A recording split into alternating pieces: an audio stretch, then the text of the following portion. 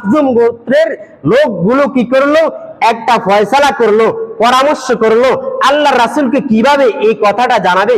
তখন বলতেছেন চিন্তা করতে লাগলো আল্লাহ রাসূলের সাথে কার সাথে ভালো সম্পর্ক। চিন্তা করে দেখার পর দেখেন ওসামার সাথে রাসূলের সাথে ভালো একটা সম্পর্ক।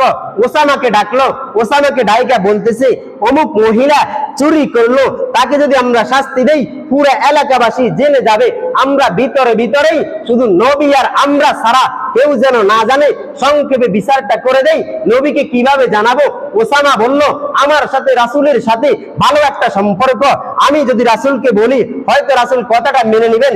যখন রাসূলের কাছে ওসামা গিয়ে এই কথাগুলো বলল, রাসূলুল্লাহ সাল্লাল্লাহু আলাইহি ওয়াসাল্লাম চেহারা মুবারক লাল হয়ে গেল। রাগান্বিত অবস্থায় ওসামাকে এমন জোরে ধমক মারলো আর বলতে লাগলো, হে ওসামা, তুমি আমাকে আতাশফাউ ফি হাদ্দিন মিন হুদুদিল্লাহ, আল্লাহর আইন যেখানে আল্লাহ তাআলা ফরজ করেছেন, আল্লাহ তাআলা যেখানে নিষেধ করেছেন ওই আইনকে বাস্তবায়ন করতে দিবে না, তুমি আমাকে এখানে নিষেধ করতে এসেছো, এটা কোথায় পেয়েছো? যখন ওসামাকে আল্লাহর রাসূল এভাবে হুমকি দিয়ে গরম করে কথাটুকু বললেন, ওসামা ভয় পেয়ে গেল। নবী আলাইহিস সালাম বলেন, হে ওসামা, তুমি কি জানো এই লোকটা কে?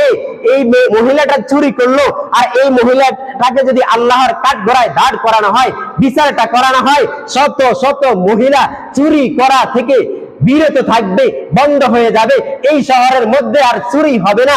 তোমরা চাইছিলা গোপনে এই বিচারটা করার জন্য, না না, এটা আল্লাহর আইন, আতাশফাউ ফি হাদ্দিন মিন হুদুদিল্লাহ, আল্লাহর আইন যেখানে বাস্তবায়ন করার জন্য বলেছেন এটা বন্ধ করা যাবে না।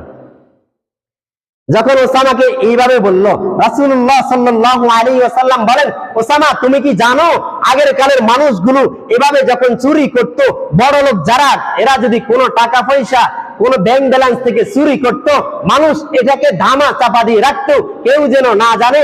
আর যদি গরিব যারা একটু নিম্ন শ্রেণীর মানুষগুলা চুরি করত, সবার সামনে দাঁড় করাইয়া লাঠি দিয়ে ভালো করে ফিটাইয়া ফিটাইয়া তার থেকে ওই চুরির আদায়গুলা আদায় করে নিত, করগুলা আদায় করে নিত। আর যদি বড় লোকেরা চুরি করে, এটাকে কিভাবে ধামা চাপা দেওয়া যায় এভাবে করত। এই ওসামা, তুমি শুনে রাখো, যদি আমার মেয়ে কলিজার টুকরা ফাতেমাতুজ জোহরা রাদিয়াল্লাহু তাআলা আনহা যদি চুরি করে, আমি জল্লাদকে ডাইকা এনে তোমাদের সামনে বলবো তাকে কতল করে দাও, কতল করে দাও। এটা আল্লাহর আইন। কে আমার মেয়ে, কে আমার ছেলে, কে আমার মুসল্লি, কে আমার মুক্তাদি, যেই মানুষ হক না কেন, সেই মুফতি হোক, আলেম হোক, মুহাদ্দিস হোক, সেই একজন বড় লিডার হোক, একজন এমপি হোক, মন্ত্রী হোক, মেম্বার হোক, চেয়ারম্যান হোক, যেই হোক না কেন, আতাশফাউ ফি হাদ্দিন মিন হুদুদিল্লাহ, আল্লাহর আইন যেটা করার জন্য ওটাই আমাকে করতে